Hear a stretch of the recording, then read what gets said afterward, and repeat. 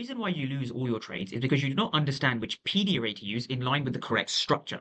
So a lot of you understand my three-step model. I use a 15-minute fair value gap, and then when price is at the 15-minute fair value gap, I go down to the 1 minute and I understand order flow and I use order flow with ICT concepts. In particular, I'm using two concepts in order flow. I'm using the volume and I'm using the delta, right? These are the three concepts you use. So to break down my strategy one more time, you want to wait for a 15-minute fair value gap. Price on the 1 minute time frame must come into the 15-minute fair value gap, and you're reading both the volume and the delta. Let's go through this.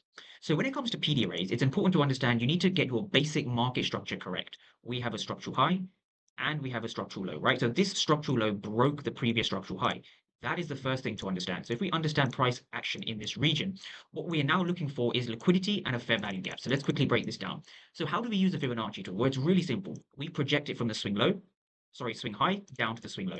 So what's important to understand straight away is that we have some trend line liquidity over here, and we also have an inefficiency or an imbalance in this region over here. Now, what makes this fair value gap valid is the fact that we have structure that's bearish and we're above this 50% level. So this makes this a premium fair value gap. Premium fair value gaps are the most important area when it comes to trading shorts. So an entry can be placed over here, and I like to keep my stop loss above the local high over here, above the local structural high.